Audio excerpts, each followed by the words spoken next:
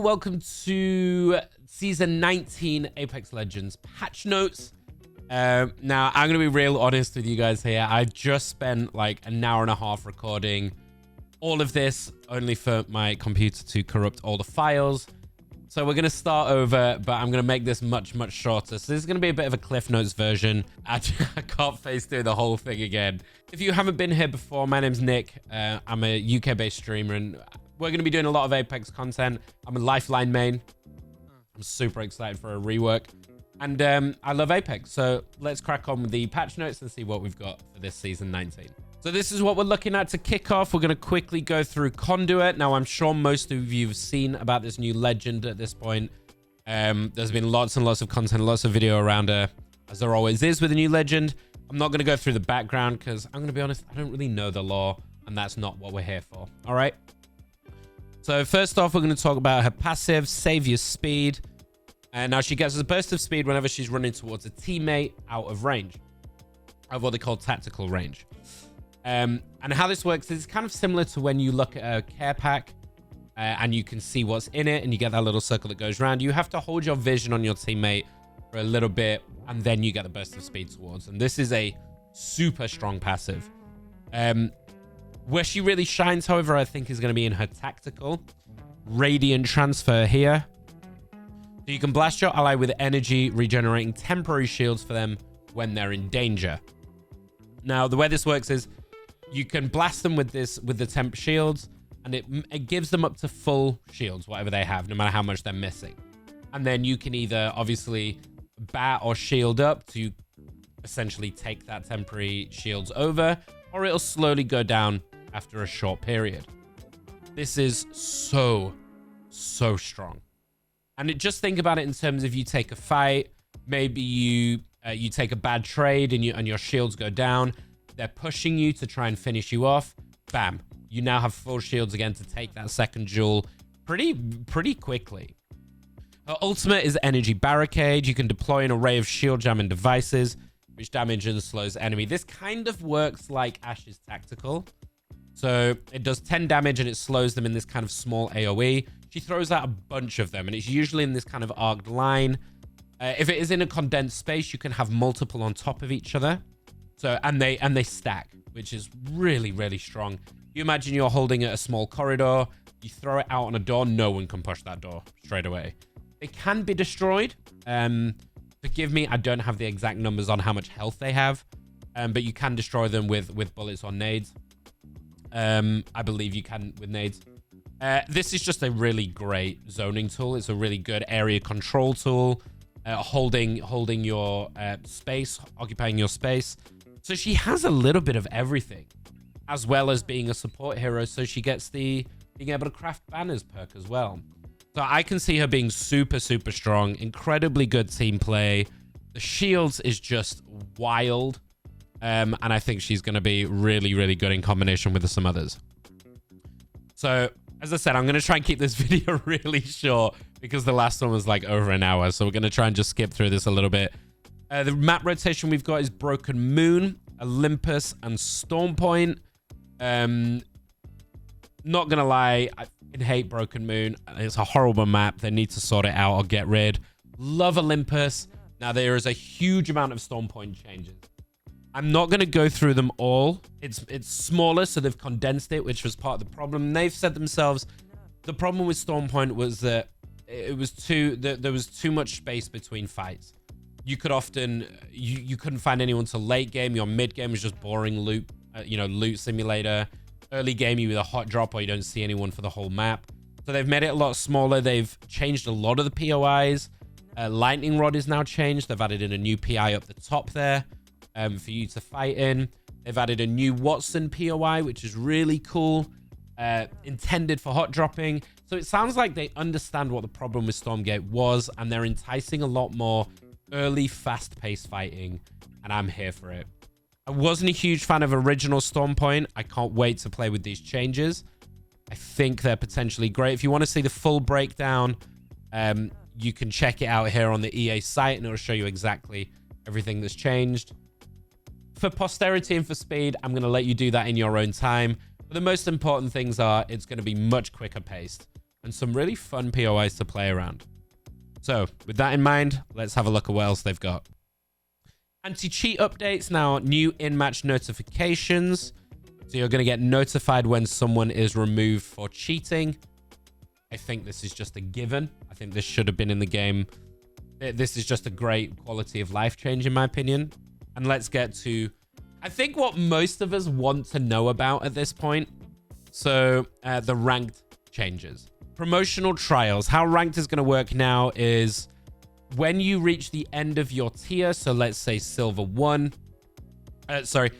in between silver to gold or gold to plat and etc, instead of just jumping up to the next tier, you're going to have to complete trials in order to jump to that next tier of ranked.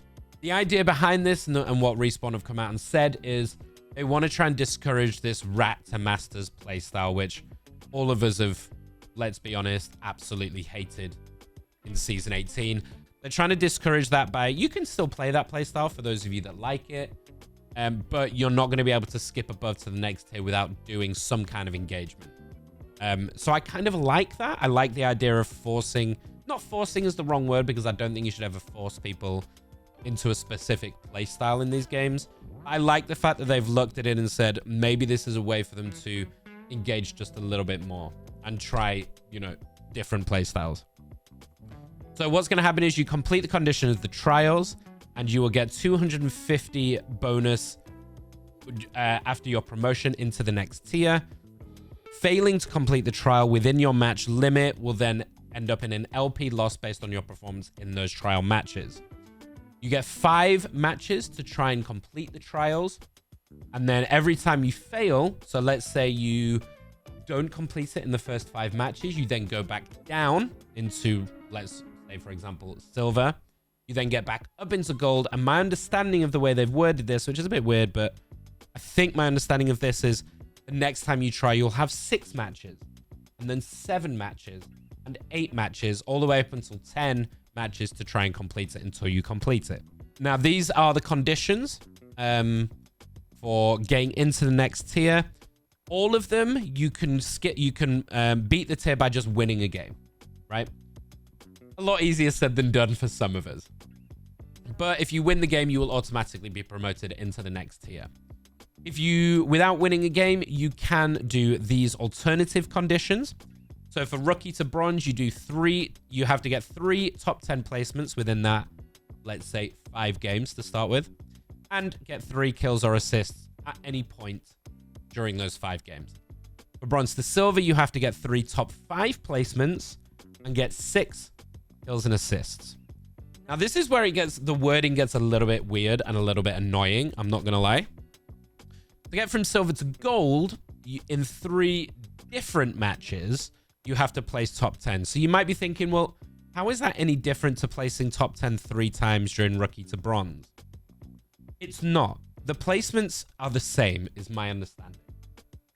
What's different is the get kills and assists. You have to get 3 kills and assists in each game, not just overall within your 5 games.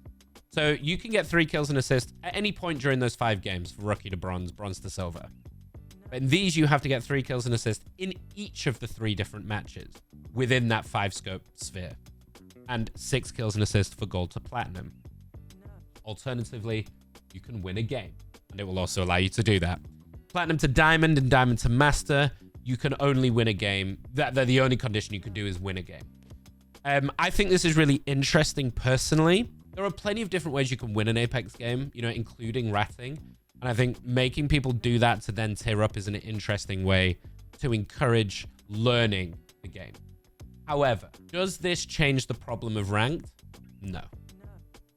I don't know if you would agree with me, and let me know in the comments if you do, but I would say the problem with ranked is twofold currently with season 18. First of which is the MMR system. Many of you, I've seen many comments and many people talking on Reddit and stuff about the fact that they're bronze and they're being matched with predators in their lobbies and vice versa. And it's just, no one is happy with how the MMR is calibrated. And I think that's one of the major issues. And I think secondly, it feels, since I first started in season 8, and I know I'm a late bloomer, I it feels so much more of a grind now. It's not about having good games. It feels like you can put in the time, and no matter what, you will rank up. As long as you have the time to put in. And for me, you know, I'm a streamer. I have no life. So I can put in the time to grind that up, you know, as I'm streaming.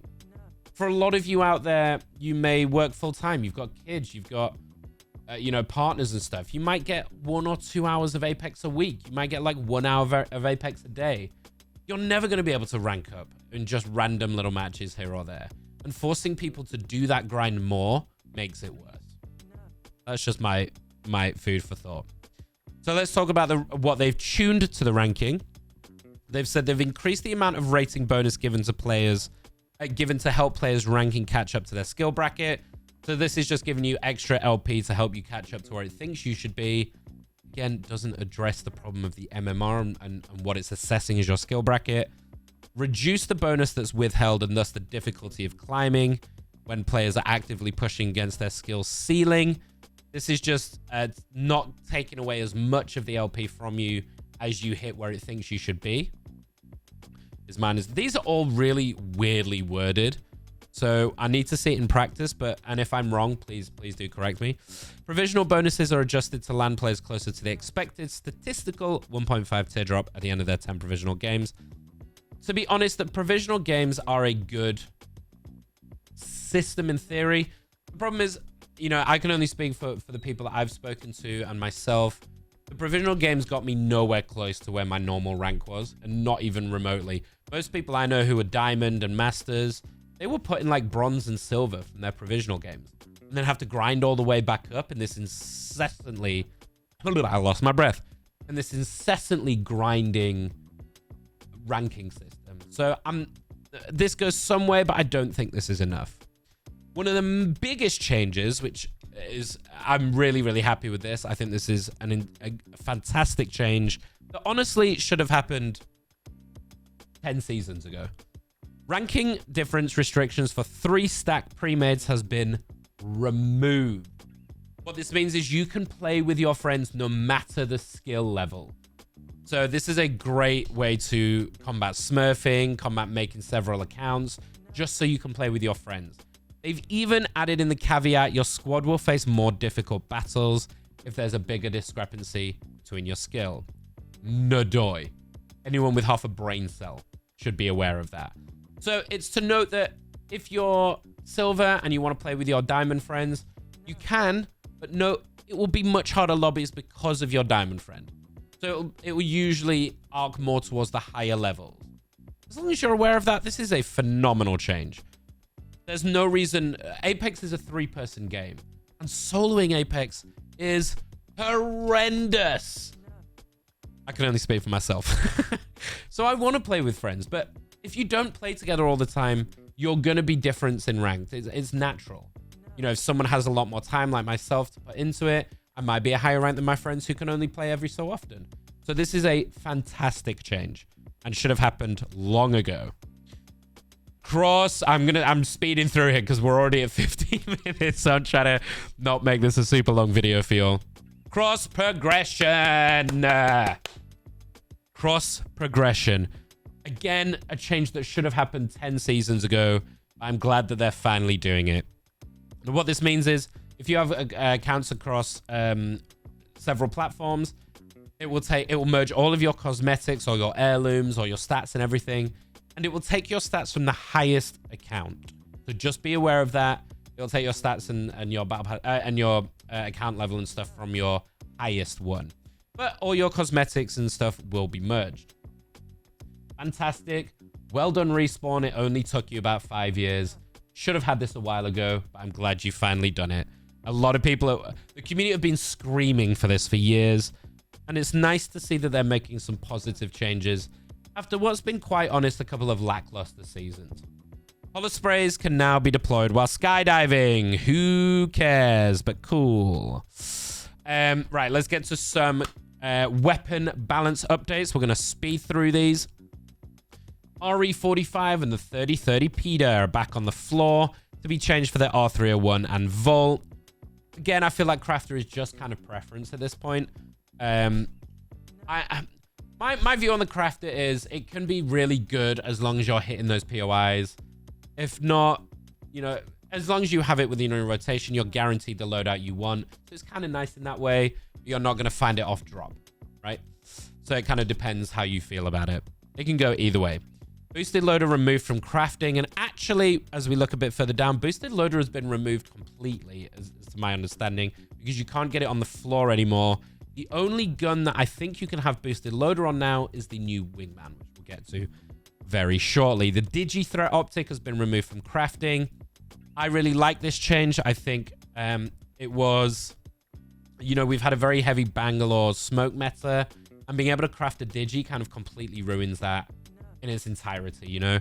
The digi is the most powerful optic in my opinion, and it should be something that is as rare as a turbocharger, something to that effect.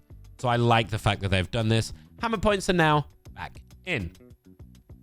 L-Star returns to the floor. They've removed the disruptor rounds, which in my opinion, the disruptor is what really made it. I mean, I don't know about you, but I have been getting mauled by this L-Star this season. It's felt really good out of the care pack. They've reduced the... Now, I don't know. I feel like the projectile size reduction, we see this... I feel like we've seen this the last 3 seasons. Can it be reduced at this point? Why didn't you just, like, massively reduce it and then stop doing these incremental, right? Improve recall pattern. Damage increase is quite interesting. It's only by 1, but... I've always thought of the L-Star as a really powerful early game. If you get an L-Star off drop, you can do some serious work with it. But late game, it's never really stood up until it was in the care pack. So this is quite interesting. You can now get a barrel attachment as well. This is one of the biggest changes for me, and I am super sad about it.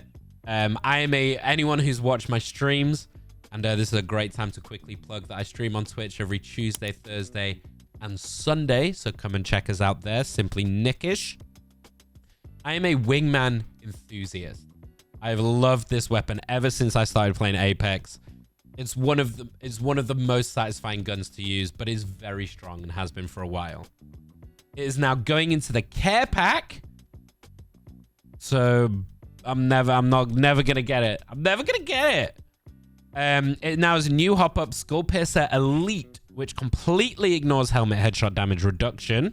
So I'm really interested to try this out in the firing range tomorrow as of time of recording this, because I want to see how much a head he does now with the Skull Piercer Elite. It has the boosted loader hopper, which I believe is now the only one. Please correct me if I'm wrong. Base damage increase? Why? It does not need it. Believe me.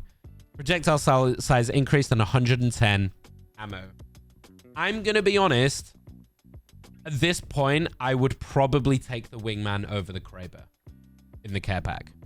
If this is as strong as I think it is, particularly with the Skull Piercer Elite, I would probably take this over a Kraber if given the choice. This feels insanely strong. And in the hands of a practiced wingman user, this is going to be terrifying. This is going to ruin games, I'm telling you right now. This, for me, is one of the biggest changes. But the wingman is so hard to balance, so I don't have any other suggestions here.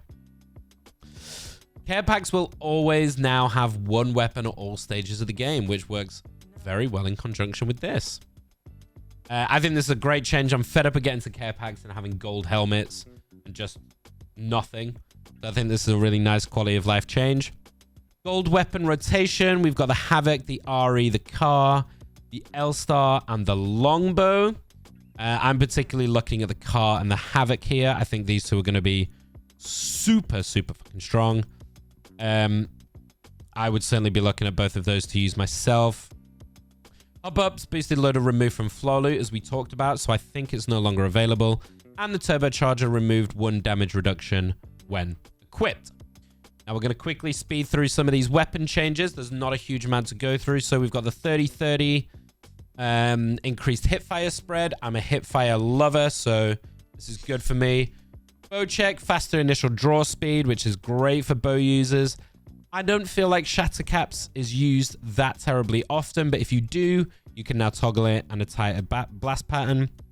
Chargy, I'm going to be honest, I don't even want to read this because it makes me sick. I hate the charge rifle. It can actually get fucked. Hemlock, damage reduced to 21, so a small nerf, as well as the boosted loader not being available for the Hemi. It's a pretty significant nerf for the Hemlock, I think, but still a fairly viable gun. Longbow and Senti increased projectile size. Legend changes. Let's try and keep this under half an hour, Nick. Come on, here we go. Bangalore, her passive is now 2 seconds instead of 3.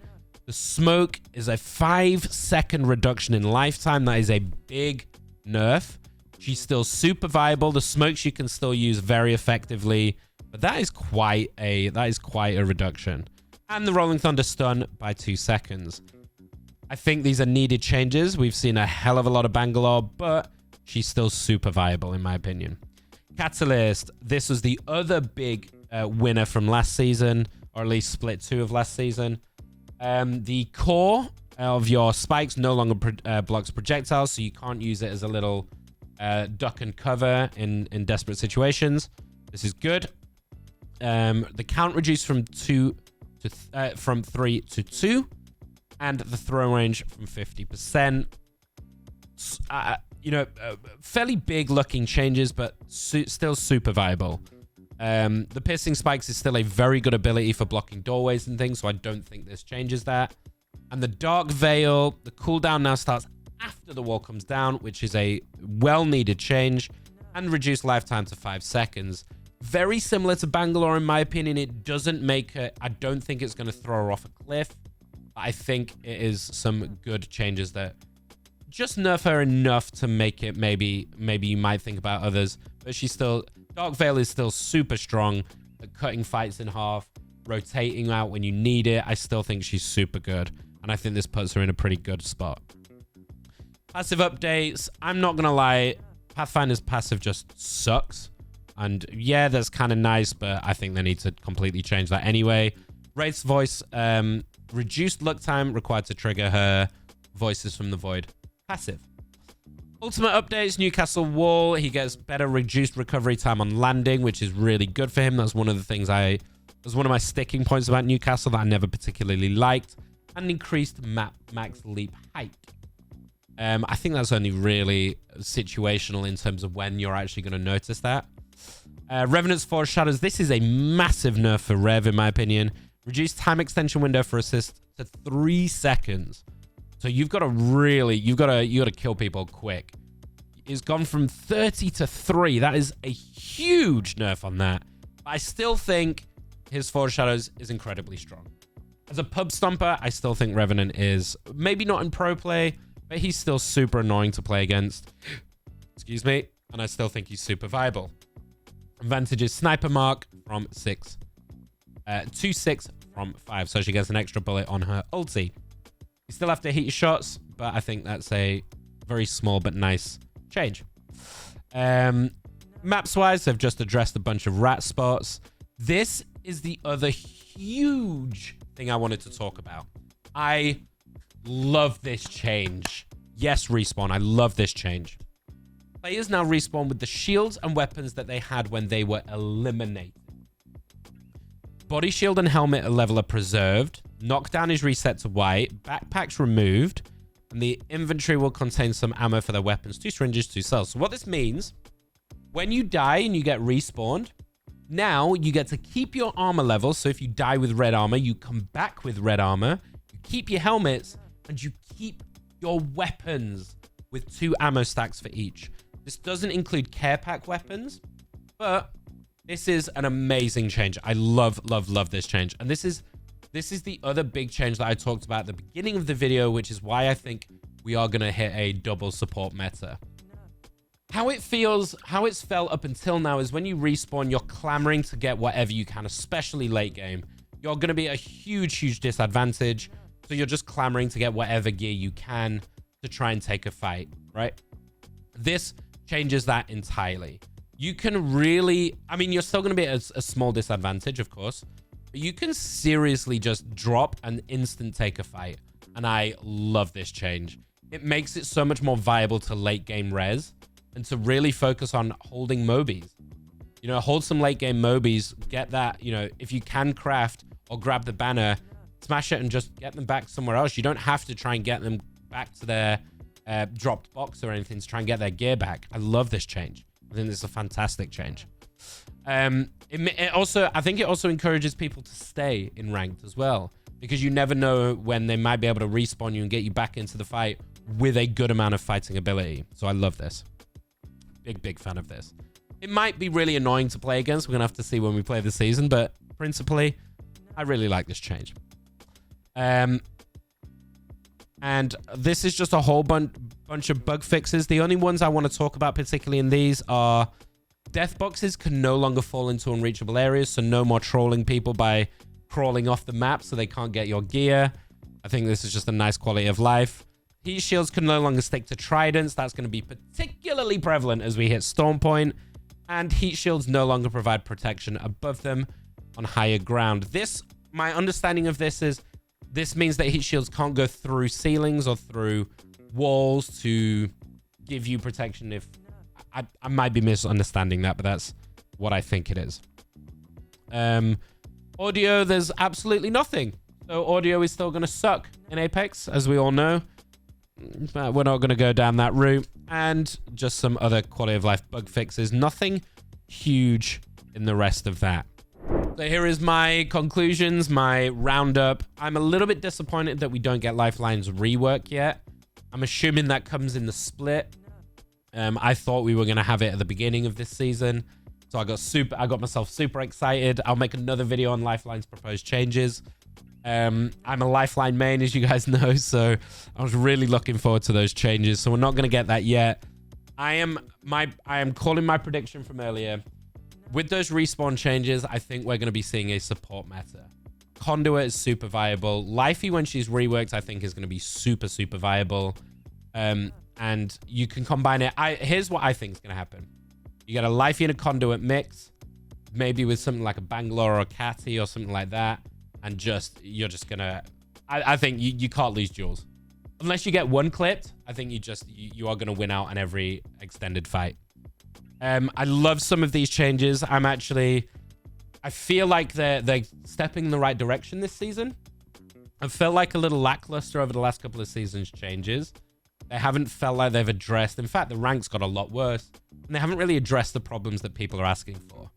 This is really positive signs of life for me. Cross progression, amazing. The respawn changes, the weapon changes, and the fact that there aren't a huge amount of weapon changes says to me that the weapon meta is in a really good spot. And I've been feeling that as well. Most weapons are super viable, which allows you to play a very different variety of different gun combinations, and all of them feel pretty good. Apart from the charge rifle, I hate it. And then if you use the charge rifle, just unsubscribe. I shouldn't say that. Apart from that, I think the weapon meta is in a really good spot. And they're making really positive changes here. And then we get to try out a new legend. So let me know what you think in the comments. What are you most excited for?